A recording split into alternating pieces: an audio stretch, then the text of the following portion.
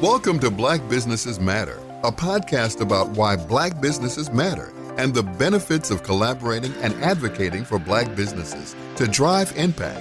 Each episode will cover legacy, hope, Black joy, funding sources, cultural shifts, equality, and so much more. We will provide inspiration and action while spreading some joy to a thriving community of Black business owners and leading thought leaders. I am Larvetta Lofton, your host and the founder of the L3 Agency. Known as the brand maven who transforms organizations with her storytelling prowess, meet Larvetta L. Lofton, host of Black Businesses Matter, a podcast about why Black businesses matter and the benefits of collaborating and advocating for Black businesses to drive impact. So we are going to jump right into our guest. This year, it was about the evolution of entrepreneurship. We know what's happening in the political climate. We know that there are things and factors that, are causing people to have fear.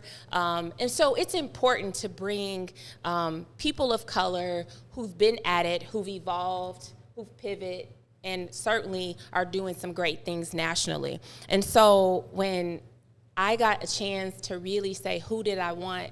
Marc Brooks was number one. Ooh. Yeah, he was. Marc Brooks was number one. Thank you. Yeah, you were, because it's nice, because I'll tell you all a little story about Marc later, but and how we met and how I'm super proud and that I get to be here to really talk about, the amazing things that you've been able to accomplish. So just knowing our days in the sports arena that most people may not know.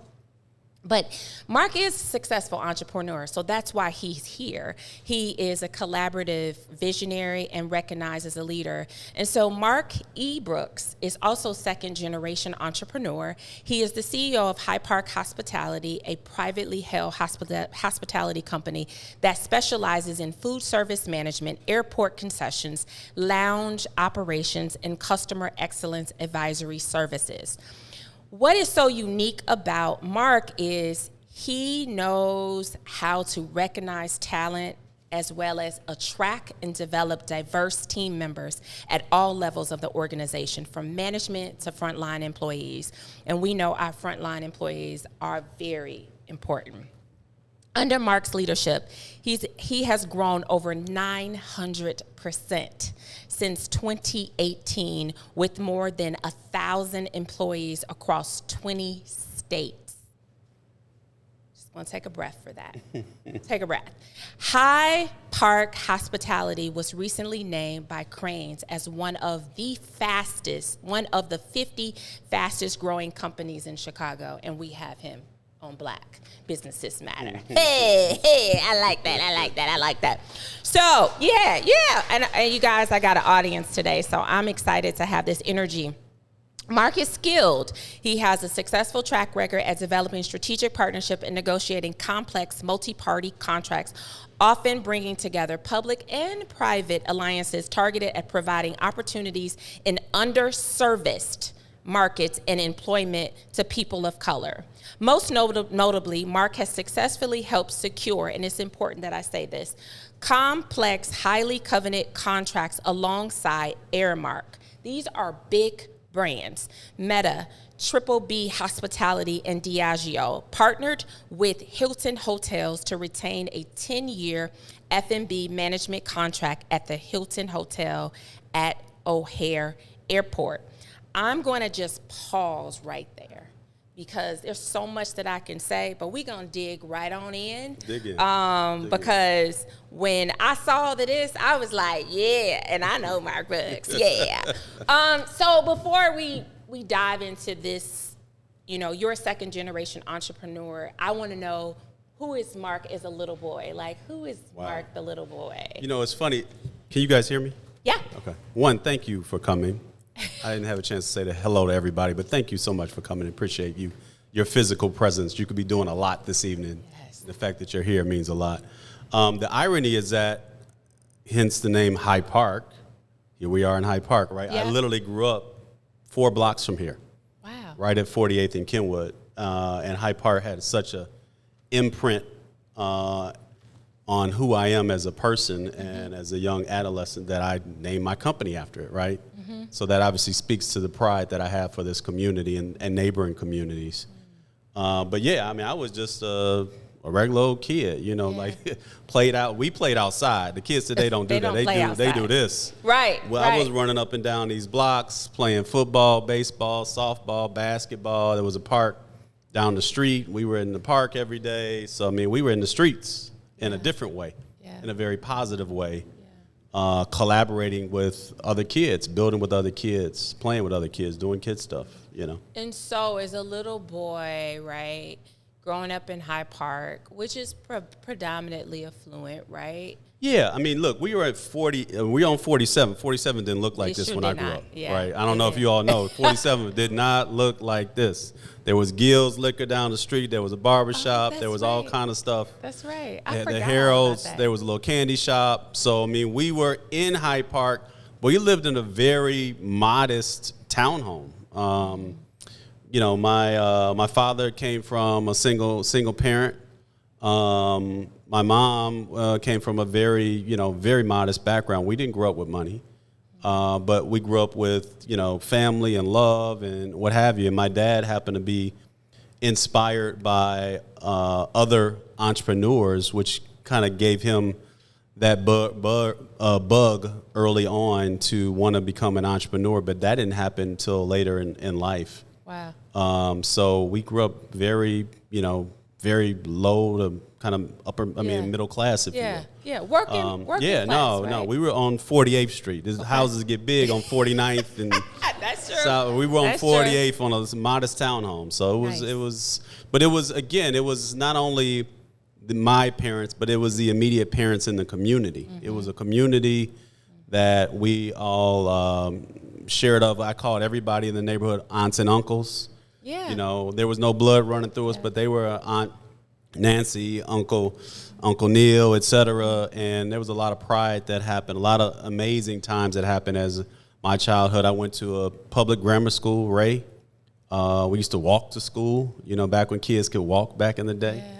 Yeah. And then I went to De La Salle High School, you know, so it wasn't like we came from money. We didn't. It was working, right? Yeah. Working class. Yeah, working class. Yeah, all day and having that village. Yes. That village. The was village important. was super important. That was important. Yeah. And so when you saw, like, as you just go to college, right? You went to college here, right? So was entrepreneur, like, when did you get that bug, or was it just always there?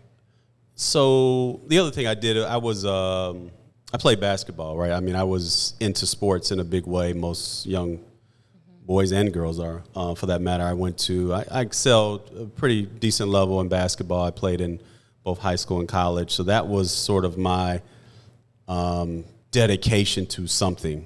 And through sports, I think sports is so important for kids because I think you learn teamwork, you learn sacrifice, you learn hard work, you learn dedication. And then I instilled that in my kids as well. Both my wife today and my former wife, we were big believers in that. So that kind of set the groundwork of, hey, like, nothing's going to be given to you. You got to work your tail off to get to wherever you're trying to get to, whether it's a championship in basketball or achieving all A's or building a business or whatever. That set the foundation. I think having a father that later in life became an entrepreneur, that didn't happen until I was late high school. Okay. But I always saw my dad work hard. I would see him always reading things. I would remember in the back of the car, you would see like the Wall Street Journal and the New York Times and all these periodicals and magazines. And he actually taught in night school as well. So he had that hunger to want to do more. And he was the eventually became president of a company called Chicago Economic Development Corporation, which back in the day was a federally funded organization that provided capital and mainly assistance for small business. So he came across a number of entrepreneurs that they were trying to aid and provide support and guidance to. And I think after seeing a number of deals transpire under that auspice, under that role, I think he got the bug and said, wait a minute, I've seen these entrepreneurs grow and develop. I, too, have that interest and want to do that. And then he eventually did a joint venture with one of the large suppliers at McDonald's at 45th and Racine in the Stockyards area. I think they even still might make the bacon, some of the hamburgers, the buns, et cetera. And McDonald's had a vision to start this minority supplier development program. So my father was lucky enough to be one of the first 5 in, and we used to manufacture the breakfast sausage right here on the south side of Chicago. Wow. And in seeing that deal happen, employing people, a lot of black and brown people of color, to see the job creation, that sort of tipped the scales for me because I got a chance to work with him in various summer jobs. He started me off mowing the lawn outside the building. It wasn't, just coming to the office. He made me earn it the hard way, working on the line with people, working in the warehouse, doing all kind of crazy stuff. But it was, again, going back to that foundation of not going to hand you anything. You got to earn it. You got to put in the work. Yep. So that really seeing him, not just because he was the boss, but seeing him build something, seeing the way he engaged with people and his employees, the way he treated them equally meant a lot to me. That's how I was raised. That's how I believe in carrying out my vision in my business. But that had a lot to do. My mom, she was a longtime employee at Jackson Park. God bless her in that she finally retired after the 4th attempt. She was a vice president at Jackson Park Hospital. She did almost 50 years there. Wow. So you talk about dedication. I mean, people don't stay with employers that long. No. And then she would dibble and dabble in different entrepreneurial ventures. She had a cleaning company that she had for a number of years.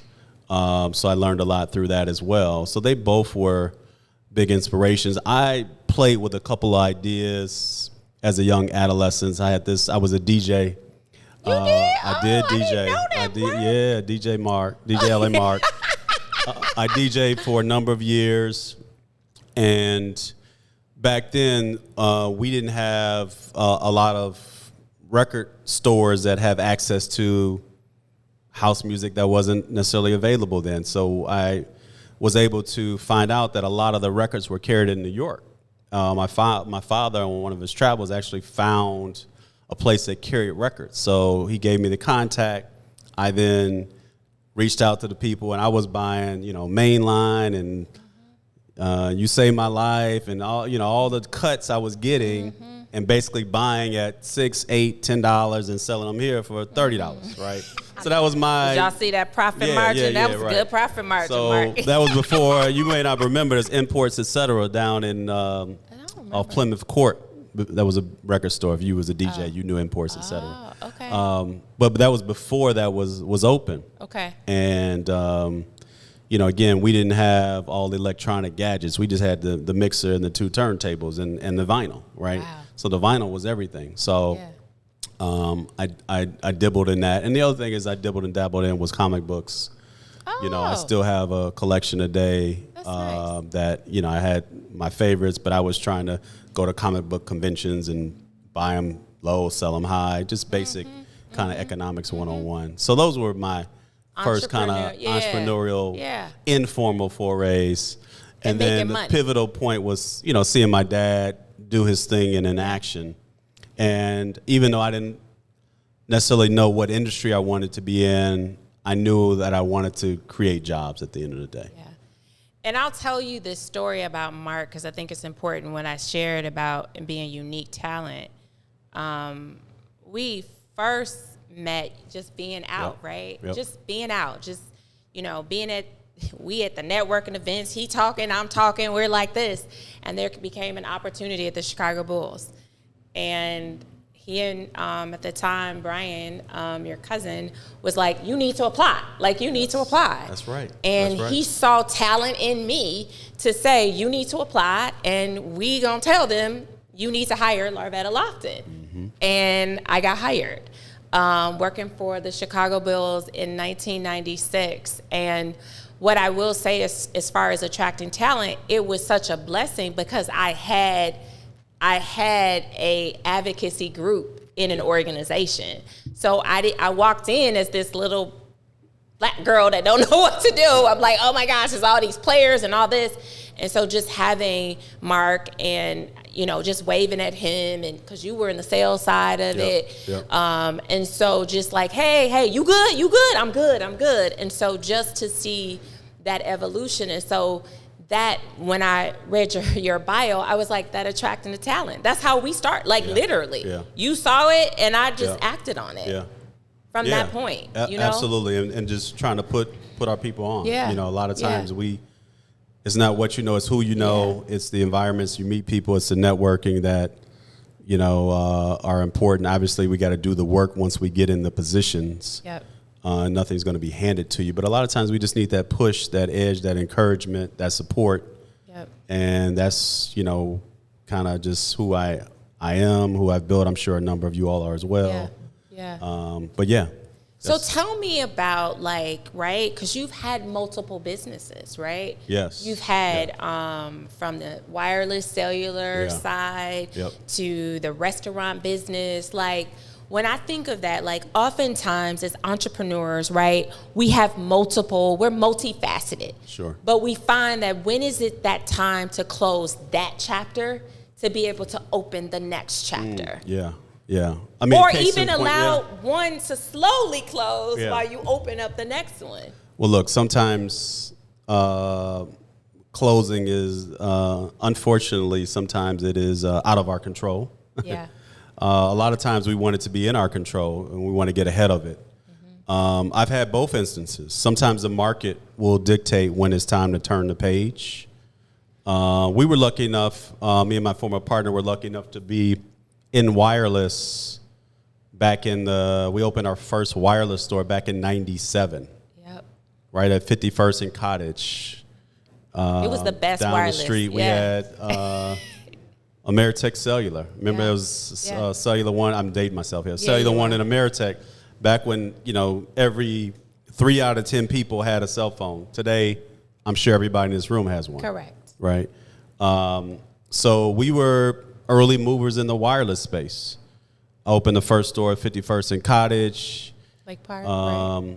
Lake Park? Right at 51st and Cottage. We eventually went to 87th and Dan Ryan, 47th Lake Park, 95th and Stony.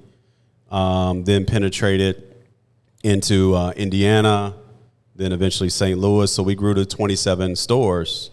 And over that time frame, a lot changed. There was consolidation and mergers.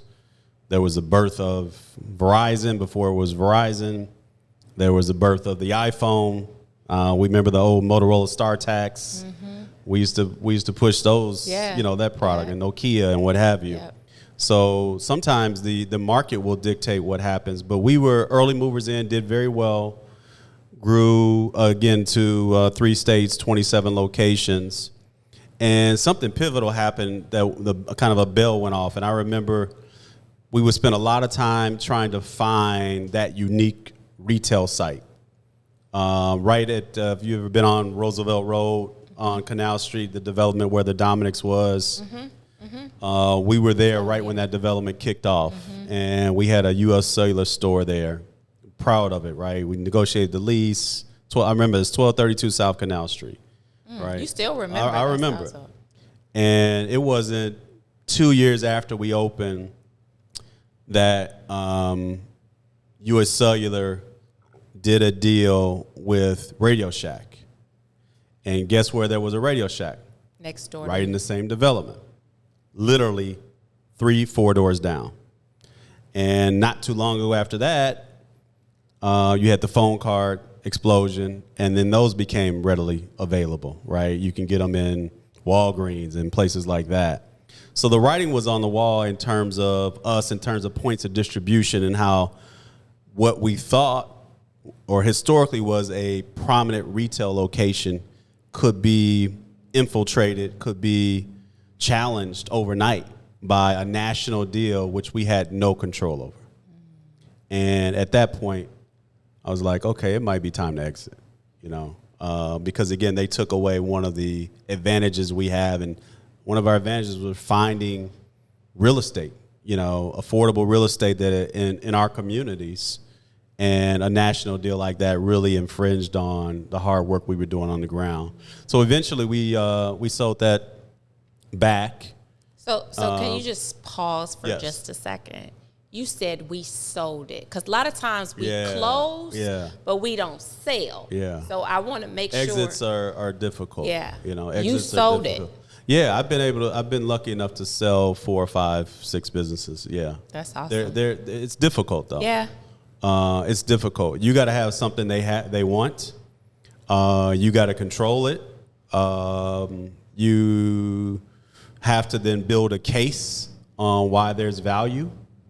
I remember building a booklet of information that was census data and history on the business and what we've done activation-wise, the success we've had in the community. And we were lucky enough, actually through Operation Push, we were lucky enough to meet the CEO of, this is when we had the Verizon stores, because we had Verizon stores also. And we got in front of the CEO, and he eventually pushed us to, I think it was his COO, and said, look, I can get you the meeting. I can't promise you anything. And we came ready. I came with a booklet like 50 pages deep. Wow. What I thought the value was of that business. And, here's the 3, 5 stores that we want to sell. And in the meeting, it probably lasted 30 minutes, but he kind of knew right away that he wanted something we had, and we didn't necessarily have to go through the presentation in detail, wow. but we were still ready. Wow. We were equipped, we were ready, wow. We didn't take anything for granted, and they purchased 2 of the 3 locations. Wow. At a 7-figure number. Wow. And you did that on your own, or did you have a private? No, we didn't wow. have any representation. Eventually, we had lawyers look at right. our documents, but I didn't go in with a financial firm that represented the sale or anything wow. of that nature. Wow, that's pretty dope. And yeah. those skills, did it come natural for you? Like, did you I always say Google for any it? entrepreneur, and a lot of times that we skip this step. The business plan is everything. It is. It feels somewhat kind of rudimentary in doing it, but the reality is we have that vision up here, and a lot of times people need to see it here, tangibly, in a document. So I would always, every venture, I would have a business plan. And that business plan was the foundation of subsequent meetings with CEOs. It was a foundation for when I met with the landlord, so I could get that 1232 South Canal Street location and 15 others, right? It was, if I was trying to get investors, I could take that document to them. It was a foundation. Again, I would tweak it, right? But it was still, you would leverage and use 60, 70% of the business plan. And that stayed with me throughout. I have physical copies of it to this day because that was awesome. The foundation that I used throughout the evolution of the business. That's awesome. Yeah. Do you think that when you think about Black businesses, you think about those who have, businesses at home and want to get into that brick and mortar space, right? Should they think about, right, the exit strategy as being acquired or being sold? Because oftentimes we see the business just closed. There's a sticker on the door, it's closed, it's no longer here. Yeah. We don't see the opportunity that business had value in IP. Sure. Like, how can we build that? Is that something that businesses, as we talk about the evolution of entrepreneurship, is that how we need to think about our brick and mortars, like these businesses? Yeah, yes and no. Look, the strategy could be, I want to hold this business. I want to pass it down the line. I want to grow it. Everybody has their own unique strategy. Mm-hmm. At the end of the day, though, these are generally for-profit ventures. Right. And, you want to either build it and maintain it, or build it and grow it, or build it and pass it on, or build it and exit. So that is really an individual decision. But I think whatever that trigger point is, it should be thought through. A lot of times I don't think we do, or at least set up the planning to. And I think I think this generation, this is no knock on it, based on information being so readily available. I think it's really an instant gratification, instant reward. Yeah. I want the success tomorrow Yeah. generation. Yeah. And the reality is, for me, the fun part of this ride has been the journey. It's been the trek. It's been the ride along the way. Agree. It's the journey. Hearing those no's and turning those no's into yeses, Yeah. and having an exit at the end, but creating all those jobs in the interim and seeing employees grow and become managers and directors at other companies. Those are all those wins. If you had just told me there's this, hey, you can open this tomorrow and exit, a year from now, I'd be like, oh, that's not that exciting. Yeah. I want all these other steps throughout the evolution of whatever that venture is. Yeah. You're listening to Black Businesses Matter, and we will continue our conversation in a second. But first, take a listen to this special message for our BBM fam. We know how important it is to stay connected, so why not join our BBM Fam Club for special announcements and exclusive offers by texting BBM FAM to 312-300-1300. That's BBM FAM to 312-300-1300 today. Now let's get back to Black Businesses Matter. But I've always said this, in building this podcast, is the reason why I built it was because really Black businesses are the largest employers of Black people. Absolutely. And so when you take us as a unit, right, then you're powerful. So alignment is easy, right? So you being able to align with those big organizations, you had something they wanted too. Absolutely. You had the talent that they couldn't have, right? So the question that I have is, on a capacity standpoint, right? When you got those contracts, you've got to make sure you deliver on that capacity of being able to do that work, right? So when businesses or as business owners, as we're scaling, what, at that moment, do you call your 5 friends and be like, hey, I need y'all just jump in here and pretend like you the CPA, you the CPA, you're the director of finance. One of the pastors was talking about this on a podcast. His name escapes me, but he was talking about how resourceful we are of creating our own hustle, right? With all due respect, right? Yep. Like we can wing it, we can be a 1 or 2 man show, and we can get by. But there's going to be some inflection point where we can't do everything in the organization. That's right. We can't be chief marketing officer, head of finance, legal team, etc.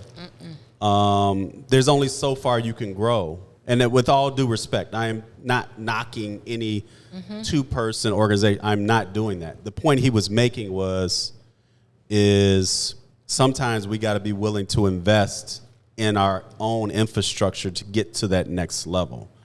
And don't get me wrong. I mean, all those employees, you don't think that sometimes I'm looking at the numbers like, oh, we can cut 10% and we can have more profit, right? Or whatever the number is. But at the same token, that puts more responsibility and pressure on the proprietors of the business to do everything. So I need to have directors to do stuff so I can go out and hunt and build the business and do client relations and what have you. So a lot of times, there's an inflection point of when do we double down and bet on ourselves? And we have to ask ourselves, for everybody, that's a different answer. But for me, I wanted to really build a company. I could get by and make money. Like, I think, I could get by. But I really wanted to stand for something and build something of substance and quality that we could be in the room with 4 or 5 different Fortune 100 companies, and they see people that look like us, and they have to respect us because the work speaks for itself. But early on, I remember being on several calls, right, where you would have to fake it till you make it. That's right. It would be, I say faith it till you make it. It would be me And could be Angela, could be Matt, my director of operations. And then you start to sense it out, right? You get little telltale signs when there's a call that goes out and there's a distribution of 12 and there's only 3 people on your side. You say there's going to be 9 people on the other side. Yeah. Those numbers don't look great. Yeah. I remember as recent as maybe a couple deals ago, when we won the Guinness business from Diageo would have 10 people on the call. And I didn't want to ramp up the business because, there's always this, when do you ramp up? When do you start adding resources if you haven't won the business yet? Thankfully, there was income coming in that I could have some people working behind the scenes, but you're not just trying to throw money away. But I remember hiring as a consultant a gentleman who was a very senior level person at Aramark, who was a sales guy, and one other individual. And I said, can I hire you guys to work on this initiative? And if we're successful, we could talk about if there's an opportunity for you. And surprisingly, both were like, absolutely. So they sat in as kind of acting senior managers on the call. They were very well versed, et cetera. I think, truthfully, that kind of gave us the edge that they didn't see just me, right? Yep. They know me. They talk to me multiple times. They want to know who else is on your team. Yeah. Who else do you have? Absolutely. Can you attract talent of people that look like you, the same background as you, or same, experience level, or quite different, et cetera. Yeah. But can you just bring on talented people? And sometimes we don't have those resources internally, but we can bring them on a temporary basis. We can pay them a consulting fee. We can pay them an hourly fee to be seamless. Right. So that call where there was 9 people, we actually had 6 or 7 on our side. That's a different call than having 2 or 3. Yeah. So, that was one of the tricks that I learned along the way is sometimes you got to, again, there was relevance. I just didn't pick somebody, that didn't have any experience. This is somebody But somebody that was vested in you too. Absolutely. Yeah. That also believed in our vision. Correct. That believed in what we had done. Correct. And it turns out the one gentleman, when we won the business, it turns out he got another job anyway, but we still kept that relationship going. Mark, one thing that I love about, where you've placed yourself, and just even as I, did my digging, you've also maintained this position as a community leader. And I think I want to ask you, is that really important for you and significant as a business owner, is making sure that you are serving in that space? Yeah, we want to even do more. Absolutely. I mean, that's just kind of who I am. Yeah. Is balance, giving back. We want to do more. Yeah. We've been fortunate enough to work with several organizations. Angela, in her role, oversaw. A lot of times you get businesses that come in, they don't know the lay of the land here. So we were actually able to get Aramark on a good footing and identify over 100 community organizations. And Angela spearheaded spending that money for almost a decade. In addition to that, we have our own initiatives that we support. And every year or two, we look to add more, look at refreshing, et cetera. We did a big effort with Hugs No Slugs with Inglewood Barbie. She goes out and feeds those I did that with Angela. Homes. Yes. I met her. I was kind of following her from afar, and asked a buddy of mine to introduce her, and we actually met over here at Jog Grill, and she told me what she was working on, and I said, look, can we, support and feed those without homes for a year? Yeah. And she literally broke into tears there. We said we do $26,000, and it was like $312. The $312 had significance because she gave me that. I said, how much does it cost to feed the friends, as she calls them, for the whole term of the program? And she gave me this number. She's like, it was $26,312. I said, well, we're going to do 26,312. So, so yeah, I mean, it's moments like that. Like if you can't physically do the work, what we can do is get behind those people that do. Yeah. Right. And one thing about her, I wasn't trying to change who she was. I respect her with the, total respect. And I was just amazed at her physically living out on the street, working with the unhoused one by one, changing lives. And I said, look, if I can't be out there with you, the least we can do is write a check and support. So we, initiatives like that, we really love to get behind, and we want to continue to do more of that. So I have to ask you this because we're going to allow for folks to ask questions to you. But I do want to ask you this because we do ask this question to every guest. Why do Black businesses matter? I mean, as you said it, we're the best employer of our people, period. I mean, nobody employs more of us. Nobody understands us more. Nobody can do it better than we can do it. That's it. And if we go away, then it's not going to be pretty. It's not, right? It's not going to be pretty. Even when we think about the political climate, right? Yeah. How do we stand in this place as entrepreneurs in this political climate as Black proprietors, owners, entrepreneurs, business leaders? Yeah. How do we stand in that? Look, I mean, it's no secret that there's been a major shift and change in the administration. I think at the end of the day, we got to put something out there that's quality, that leads with the product first.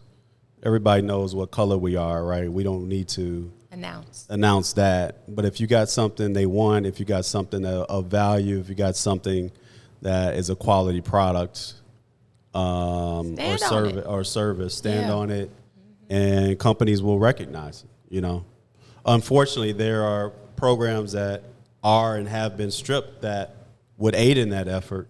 Yeah. But we're resilient. We got to figure it out. We can't be, up in arms, and it is what it is. The damage is done, and the administration's there. We got to figure out how to embrace it if at all possible and fight for what we know. But, I think that one of the best ways is just putting out a good product, and good work speaks at the end of the day. I think so, too. Yeah. This is where the audience gets to participate and ask questions. So take out your phones, and you can text us, and it's 312-300-1300. I love threes. I love the number 3. 312-300-1300 and type question. Katori, who is my wonderful associate producer, is also helping you. She's going to also bring a tent card for you. You can ask a question. It's going to ask you, what is your question? And then it'll be fed to me, and we can ask this question because we certainly want this to be an opportunity for people to connect with you and engage with you.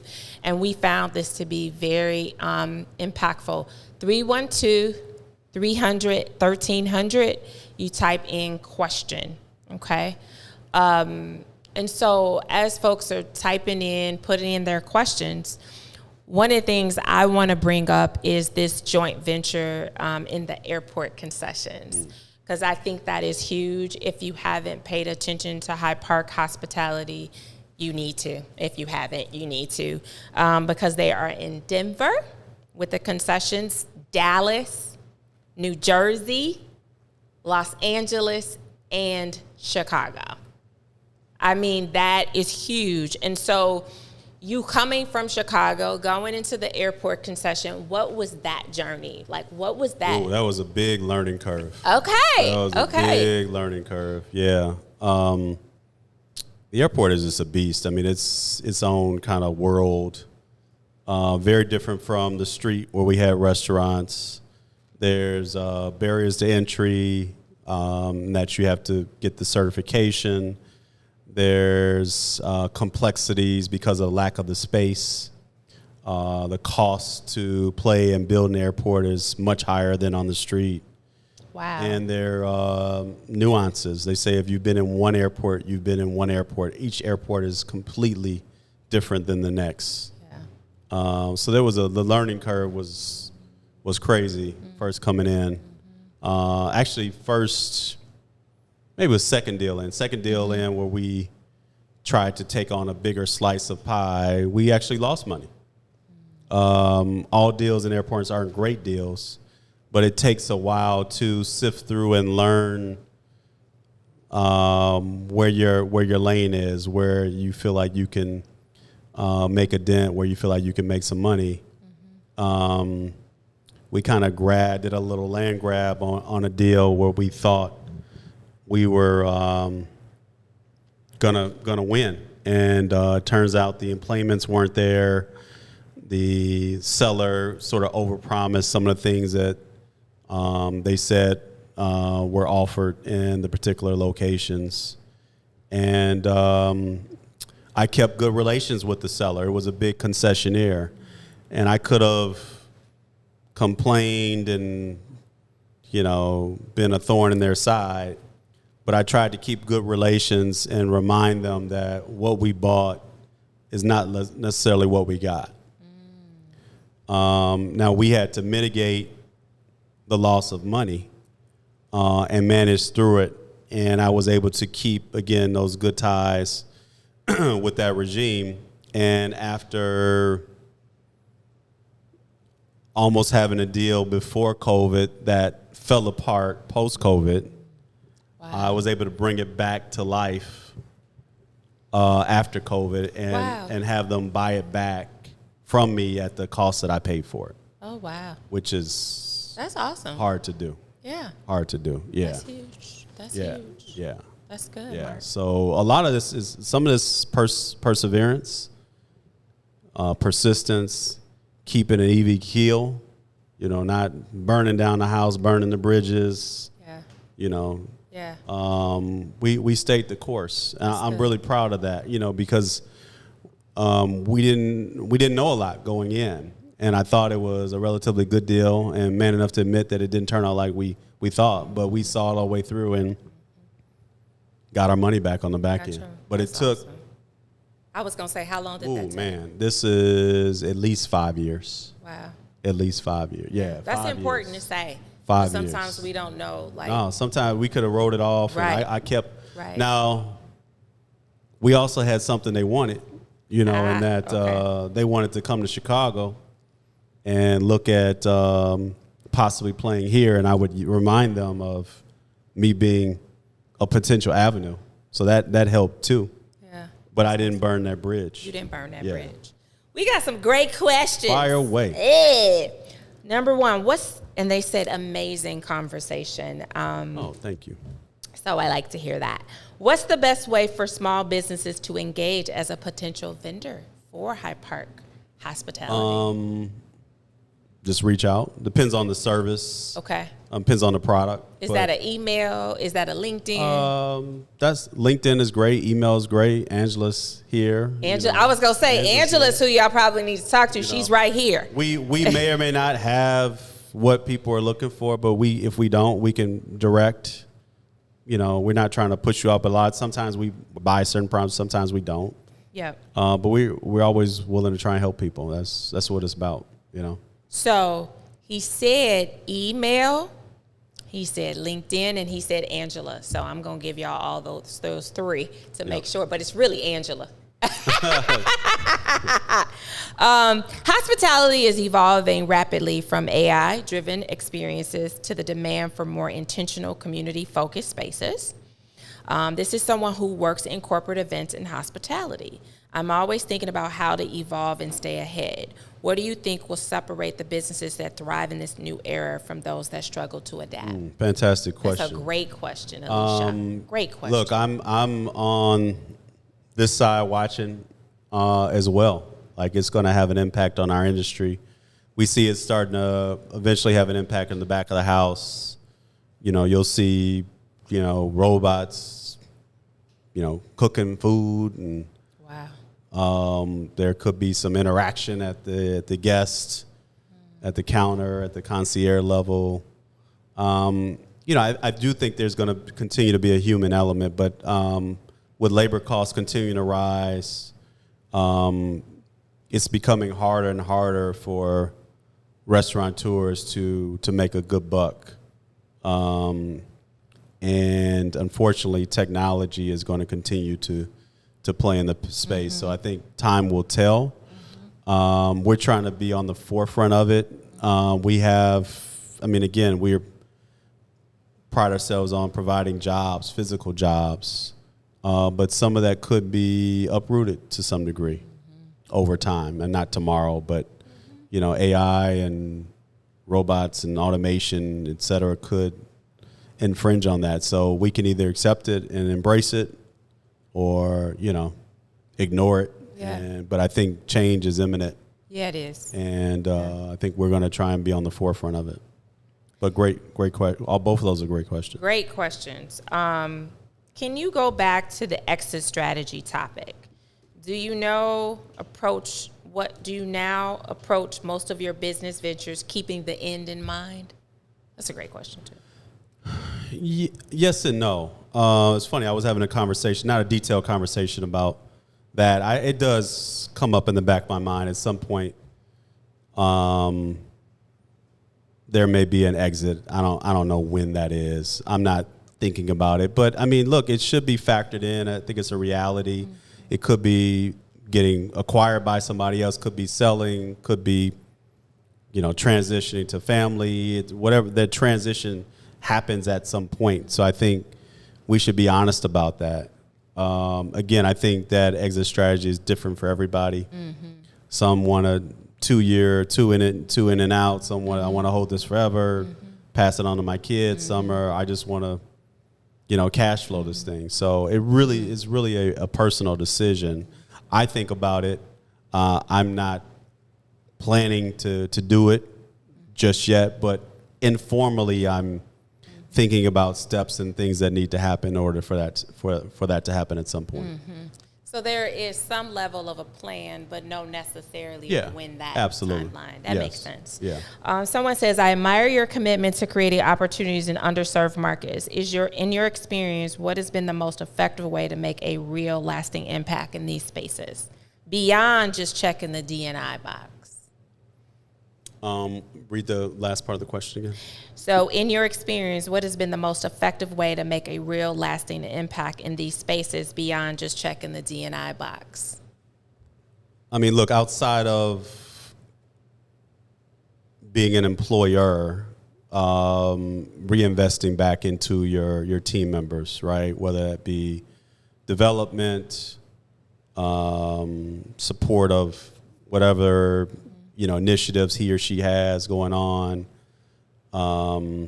Creating the opportunity is one thing. We also try and develop that individual. And again, sometimes it comes to an inflection point of they reach their point with us. Yeah. And sometimes the next best thing is to be a supportive of whatever that initiative is and say, hey, well, we lost a gentleman that had been with us 5 years recently, and he was just burnt out. We started to see some impact in his productivity, and it kind of came to that inflection point where he told us he was burnt out, and we didn't have anything else at the time. Mm-hmm. So we were supportive of him looking for another job elsewhere, and he's a friend. Mm-hmm. He's an advocate. We're supportive of him, and our paths may cross again later down the line. We were at the point where we didn't have to transition him. Mm-hmm. We were able to carry him on, but we started to see a little slippage in his work. But we gave him that kind of graceful exit that in some instances you're able to do. Now, don't get me wrong. Sometimes our folks don't cut it, and you got to be serious about the business and put the business first. Yeah.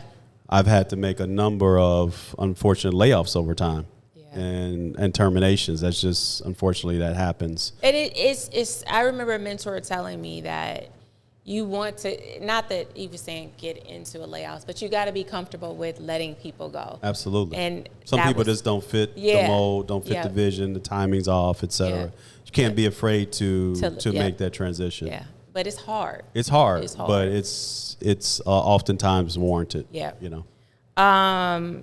Another person just said, and I want to talk about the airport lounges, but I'm going to go to this question and we'll go to the airport lounges. Great interview, very informative. During your tenure as a successful Black business owner, what steps do you see is needed for more Black business owners to partner together in order to reestablish a Black Wall Street in today's business environment? I'm going to pause for just a second. Just for a second, Mark, and I want you to say this. The idea of this podcast is for collaboration. So when you hear an episode, connect with somebody else on the other side that you were on to create that collab. That was the whole purpose, is to create collaborations. Yeah. And we've had people that were on our podcast, heard another podcast, and they got together and collaborated together because we don't know who to connect to. So that was the platform. So I'll give you the question again if you need me to. Yeah, please. During your tenure as a successful Black business owner, what steps do you see is needed for more Black business owners to partner together in order to reestablish a Black Wall Street in today's business environment? Yeah, I mean, I don't think we collaborated enough, to be honest with you. I don't think so either. I don't. In the airport space, it's all about collaboration. Yeah. You know, it's rare that you'll do a deal solely on your own. Most of the deals I'm in are partnerships. And some of the larger deals are partnerships with very large entities, multi-billion-dollar, publicly traded entities. The beautiful thing about the ACDB program, Airport Concessions Disadvantaged Business Enterprise program, is it actually forces big business to partner with small business. And there's a referee.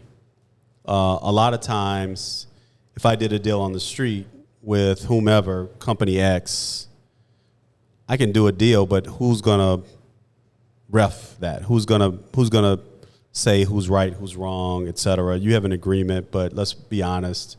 Sometimes the big boys can just, or big girls, gals, can, organizations can take control. The beautiful thing about the airport space is there's usually a kind of a uniform body that serves as the ref between big business and small business. And there's something called an operating agreement. And in the operating agreement, it specifies what your role is and what their role is. And then there's triggers in there. If you don't do this, then such and such can take this over, et cetera. I mean, there's all these different triggers. And then there's an outside party that makes sure that the equity, the ownership, is commiserative of the role. So you can't own 10% and do 90% of the work, or you can't own 90% and do 10% of the work. So I remember going before Dallas, and we had won a piece of business there, and we had to go before this body, and they wanted to look at the operating agreement. And my partner, the bigger company, didn't have a lot of experience in this particular dealing with Dallas. And they got granular on the operating agreement. We were doing page turns, and they were like, wait a minute, Hyde Park is doing, in this operating agreement, you have them doing 40% of the work, but only 20% of the equity. So they made us go back to the drawing board to reset and rebalance the scale. That often doesn't happen on the street. But in this airport environment, in this particular instance, it did happen. So they were serving as, again, this conduit, this kind of unbiased party that was serving as the balance, the scale, if you will.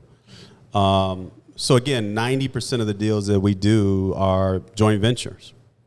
And we've taken it a step further of doing joint ventures with people like ourselves. The Chick-fil-A, we just opened first Chick-fil-A at O'Hare Airport. Yep. We brought in a African-American woman who was a licensee for the brand, and we could have bid it on our own, but I wanted to bring in somebody that, one, had the license in another market, and two, looked like me. Yep. So we did an all ACDB deal, the first of its kind. Nice. Where all black and brown people own the first Chick-fil-A at O'Hare, right? I love that. No, I could have taken that deal. One, we could have did it alone. Yep. But two, we could have taken it to a big prime concessionaire. Yep. But we didn't do it. That's dope. And there's probably 3 other deals like that where we've done from small business or ACDB to ACDB. Yeah. Right. How important is licensing and getting these certifications? Oh, It's you critical, can, right? yeah. I mean, yeah. I believe that, but I think Yeah. a lot of times people believe this, that when they get the certification, that means they're going to get the business. And I said, it's just your calling. It's just your card. Yeah. So when you have get to the prove, business. you can have the certification, but then you have to prove to the brand Correct. that you can operate the brand. Mm-hmm. And then that goes back to your track record, your history. Yeah. Right? You're always telling a story about yourself, right? Every day. You're always telling a story and building these pages in the story. So I could refer back to my years of working for my dad on the line, and then he had me working a McDonald's with franchisees, and then, so there's all this experience that built up over time. Yeah. The other thing I was remiss in talking about too was along the journey, we had a banking relationship, which was important. Mm-hmm. Wasn't all the capital we needed, but it was definitely some. You had the existing relationship before you had to call them, I'm right? saying along the way, Okay. going back to our wireless days, we had Northern Trust, who then was really active and wanted to do more in Black and brown communities. As we moved down the line into restaurants, et cetera, it was Bank of America. And today, it's Wintrust, right? Wintrust stepped up. But going back to that business plan, right? First thing you want to see is the business plan. So that business plan traveled from realtors to potential equity sponsors, investors in your business, to the bank, to the client. It just traveled. Now, again, it wasn't the same one. I would edit it over time. But having a banking partner is important, even if it's a small line of credit. There are programs out there that support small business. Absolutely. There's way more programs than when I was starting. There's a Chicago Neighborhood Opportunity Fund that's giving money away on the city level. There's other things that are out there. So a lot of this is exploring, finding out where the capital is. And then once doing that, always having a banking institution behind you, even if it's a small line, is always a good sign that somebody else is believing in your vision. Absolutely. Right? Because you want to stack the deck of, who's on your advisory committee, who's on your board, who do you bank with. You're telling a story. And the more you can tell that story and show that there are 10 or 12 other people believing in it, going back to that call where I had those 2 other people that joined, 2 other 3 people that joined the call, when I showed strength in a group of 7 versus a group of 9, as opposed to just having 2 people on the call, again, there's 5 other people that believed in the vision. That's awesome. Right. And I think what you're saying is we got to have that relationship. You have to have a banking relationship. I believe that before Absolutely. you need it, right? Yeah. I mean, obviously you want to do it, but you want to have that relationship built in. Yeah. The one thing that I do want to ask as we wrap up, because you're doing these airport concessions and these business owners are flying, I know everybody gets on flights, okay? Everybody is catching flights. How can we support in the lounge space, so that people can know, go visit, what can we do to make sure? We opened, look, you can obviously visit our locations while you're traveling. Yeah. Chick-fil-A is in the Delta Terminal, Okay. Terminal 5. Okay. At Midway, we opened the first common use lounge there. The lounge is called The Club. And someone just told me that they had just literally was like, I just walked past that. I didn't know that was Mark. So so I just want you to know that. Some people were like, what? I mean, look, it's our lounge, but our Airport Dimensions is our partner. They Correct. built the lounge. Yeah. We manage the lounge. Yeah, right? but So I mean, But we're there. Yeah, like you're all there. the employees are our Absolutely. employees. Absolutely. So yeah, those are 2 in Chicago. We also have 5 or 6 concepts, food concepts in Chicago at the C Concourse at United. We have United Salad Works, O'Hare. United O'Hare, Salad Works, Mantua, another concept called Zoots, and then we have a couple other concepts in Terminal 3. Nice. So yeah, I mean, Guinness on the street here in Chicago. I'm an investor in Virtue. Not active. I'm just a passive investor, but I love to support Virtue, who in my opinion was the Park 52, but took it to the next level. Yeah, I agree. Now they didn't have the same setup we have. Yeah. They didn't have the bar scene we have because it's a Yep. much smaller footprint. Yep. But in terms of elevated food at the highest level, I would put them at the top of the food chain, Yep. and that's one of our own. So I mean, we have That's impressive. some incredible resources here in Chicago, whether we're involved with it or not. I think it's just supporting local Chicago business is always a great thing. It is. And I think it's important that we talk about it so that people are aware and to know that these businesses are run, whether they're owned, managed, whatever, somebody that's brown was a part of it. And I think that's important for us to know. As we wrap, we asked this question, and it's funny. I just looked up here, and I said, we've been asking this question. So I want you all to know that this is my 3rd year doing this podcast. We've had over 100 Congratulations episodes. to you. Thank and y'all. the magazine, I know, and then the congratulations. magazine. And I don't know what's next, but what I know for sure is I will continue to stand for us no matter what. Yeah. As long as I got breath inside of me, that I will stand for us by any means necessary. And one of the things that I learned in this podcast was that we've never been able to showcase our Black joy, that we talk about the struggle. That's part of our stories, right? And so it was a guest of mine, and she shared with me how Black joy is a luxury because people don't share what really brings them joy because they're moving, they're hustling, they're doing the things that to build this business, but just to be able to pause and ask this question. So we ask, what brings you joy? Wow. I've been lucky enough I have 2 older daughters, and I got remarried and have a 3.5-year-old. So I got 3 girls. Pray for me. But, going back through fatherhood again is as tough as it is, because this girl she jumps off the stage. She's active, Mila Ray. But to see her, the growth and development, the curiosity, the retention of knowledge, just all of the things that go in with being a father. At the end of the day, this is what it's all about, right? It's like, I'm going to be all right, but it's what can I leave behind, whether, not the things, but the love and the experiences, the moments. For me, it's just really enjoying family, That's beautiful. Yeah. And I recognize that part of the reason why we don't share joy is because many times, right, we are working so hard that we miss out on those we miss joys. out on those moments. Yes, Yeah. And I remember back at 29, 30 when I had my first daughter Elia and my middle daughter a couple years later, Carly.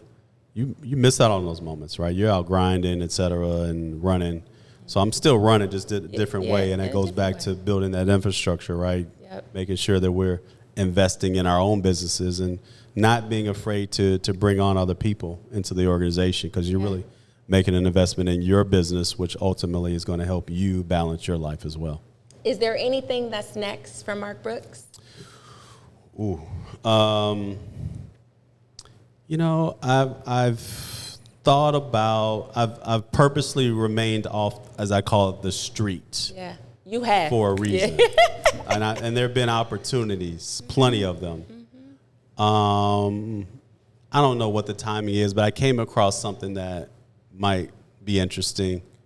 That would be sort of different and innovative in the space. It's not going to be tomorrow. Okay. But it piqued my interest a little bit. I haven't had that, that look in a while. Yeah. So it could be something that is a few years down the line. Okay. So let's make sure we keep our eyes on Marc Brooks, because there's something that's coming that might be different from what you currently are doing, which I think is amazing. Absolutely. This has just been a joy. Thank you for having me. Thank you guys for being here. Appreciate you. Oh my gosh. This is fantastic. And again, congrats to you and all your success. And 3 years is nothing to sneeze at. And you got the shiny magazine. And You're this just magazine, guys, doing it. this is just gorgeous. And I just want to say that part of the reason why this happened, and I'll share this, is because I was away on a trip for business in the mountains.